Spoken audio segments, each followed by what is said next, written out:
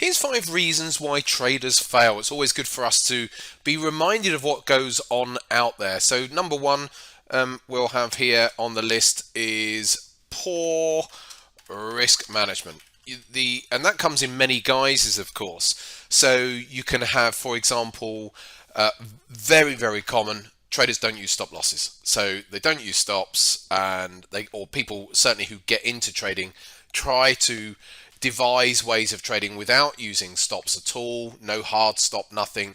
And so therefore there is no risk management. But it comes in all sorts of guises. So you can have poor risk management in the context that you can have a trader getting in here with a stop down here, and then they're jumping out there. So completely poor risk to reward ratios because they jump out and based on emotions and all that sort of stuff. So again, all that comes under poor risk management. Or even if they use stops, they might be risking 20% a trade, that type of thing. So poor risk management is one of the top ones. You can't blame a lot of people who get into trading having poor risk management, because sometimes they don't know any different. Number two is, where should we go? Oh, yes. Okay. Need for instant gratification and so a short-term outlook.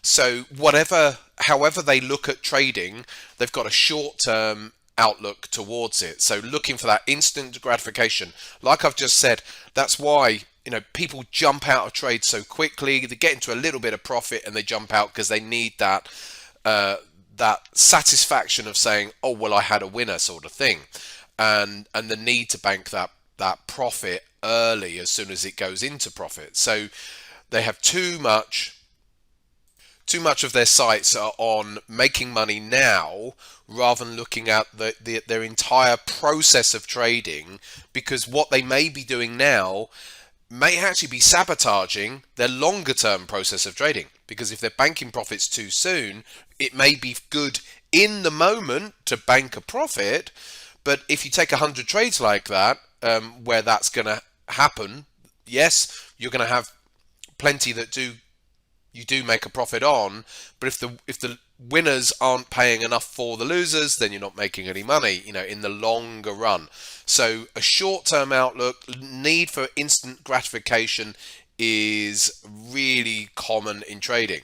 And that spills over to the need for high win rates as well, because higher win rates, they feed into that desire to be right.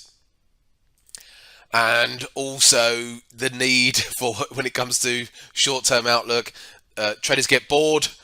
If a market starts chopping around a little bit, they want to go elsewhere, or if the markets in general go quiet. I did a video on, fun enough, on summer trading and people taking summers off, and what's just happened in recent weeks. We've actually seen quite a lot of movement around in the markets. So it's a classic where people are like, oh no, I'm not going to do that. It's, I'm bored right now. And then just when they get bored and they say, oh, I'm going to stop trading for the summer, the markets all kick off and start having moves. So again, it's that short-term outlook, instant gratification. I could put loads of examples on for that, and yet it's the traders who stick with it year after year after year are the ones who, in the long run, are the ones who are making the money. Right, number 3. Oh dear. Okay, searching for the holy grail / strategy hopping. Okay, so very common. Traders constantly looking for the latest, the next thing. Oops, I've spelt that wrong, haven't I? Strategy. There we go. So constantly looking for the next thing. So as soon as their current method maybe goes through a period where it's not really doing much, or they're going to draw down, they start looking for the next holy grail. As I always say, the holy grail is in your mind, it's in your psychology, trader mindset. It's not in the latest strategy or method. There is no incredible holy grail strategy or method that is going to solve all your problems. If you think by watching YouTube videos or all the social media that's out there, when they're promising you 90 something percent, win rates, or some incredible, you know, uh, trading method that includes things like liquidity sweeps. It's just jargon stuff. Then you're going to be set for disappointment. So there is no holy grail. The holy grail is your mindset, your attitude towards your trading overall, and stop strategy hopping. I understand if you've got a poor strategy or poor approach, yes, of course, you're going to need to develop. So I understand that for newer traders. But once you've got something which actually has, a good, what's the words, logical background to it, to the method, i.e., you're looking for argument's sake, markets are in trends, and you're looking, and you've got some form of approach where you're looking for, let's say, a given type of pullback within that trend. Great, okay. So once you've got something, you need to stick with it. So, but again, that's not what traders do. They jump around, constantly being tempted by the latest thing that they've stumbled across, and sometimes just sticking with what you do is best. And that leads me on to not working on trader mindset. The amount of times I get told, I'll just put that number 5 on. I get told by traders, "Oh yeah, my mindset's fine. I just need to work on the technicals of trading," and that flashes up massive warning signs to me, because when someone thinks that that again, what they're saying is, I just need a holy grail strategy, and that's what I need. My mindset's fine. I know I'm okay with wins and losses. No, you're not, because if you think that technicals is your answer, then you've got it round the wrong way. And so I've been trading 20 odd years now, 27 years, and I'm still working on my mindset all of the time. It's something that you just do as a part, just part of your trading. So what do I mean by not working on my trader mindset? And why do you need to keep on working on it? Well, let me just give you an example. So every time you go into it, trader mindset it's always there. Even if you're in your equity is rising, you're in a really nice purple patch and having a great run of getting a few winning trades, which are really pushing your account value up. Mindset is always going to come into play, because greed may come into play at some point, or fear on that. Okay. That doesn't look like I've spelled that right. Anyway, I'm going mad here this morning. Or fear, in fact, because sometimes, your account is growing and all of a sudden fear starts to creep in because you don't want to give it back. You've had a nice run and you start getting fearful about having some losing trades. So again, mindset is a constant thing that you need to keep reminding yourself, look, it's the way that I've traded during this period without fear. And I've just put my trades on, and I've had losers as well as the winners through this period or whatever.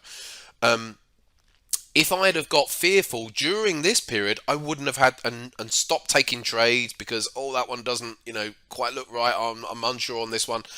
Then you wouldn't have had that equity that you've just experienced. So again, you need to keep reminding yourself of these sorts of things. That's a classic example of just taking something like fear, even when your account's been going up. And of course, you can have fear when your account value is, let's say you've gone into drawdown, then fear can cripple you as well, because you then start hesitating or whatever. So trader mindset, doesn't matter what you're doing in your trading, it's a constant thing, even when you're mid-trade. Especially if you're in a swing trade, but even if you're in an intraday trade, you've got in on your trade here, and the market started going up. Might be on, like I said, could be on an intraday trade. You've got maybe a take profit target price level up here, and then it starts fumbling around, and all of a sudden, your own psychology starts to think, oh well, maybe I should bank it. It might roll over, and all that sort of stuff starts to creep in, and and it affects your psychology, whether that's an intraday or whether it's a swing trade. So again, even mid trade, you've got to keep going back to the reasons why you took that trade in the first place, why your analysis or your strategy is saying you've got to hold it for that level up there, because otherwise the little devil on your shoulder will start saying, go on, just bank it, just come out. And lastly, not not focusing on the process. We've just talked about that a little bit. And too much focus on the end result. So again, too much focus on the end result, i.e. the money or the percentage gain or whatever, how you look at the end result of a given trade or a series of trades, and not focusing on the process. So what I mean by that is, there's many meanings for this, but if your sole focus is on, right, I've got $10,000 in my account and I want to get it to 11,000, your focus is on the wrong thing. You're focusing it on the money. And whereas what you need to be doing is scrap that, focusing on being the best trader you can be, the best at executing your plan. Okay, and that's your real job, is executing your plan. And the more that you stay with executing your plan, the end result will take care of itself over time. So stop focusing on the money and focus on your processes. So you're just making sure that you don't skip away from your plan, whatever your plan is. And what do I mean by a plan? A plan can be a given strategy, and making sure that you follow your strategy, follow your rules, you take the setups as they come along, or whether it's an overall methodology to the approach where you take a lot of analysis in, but it's the same thing. You then execute when the setup comes along, and you follow through to the end result as well. So again, it's all about focusing on the process. And these are the five reasons, there's plenty more, why so many traders fail. Because they don't focus on the process, they're looking at the money. They don't work on their trader mindset. They think that all they need is some kind of technical strategy, and they'll be fine.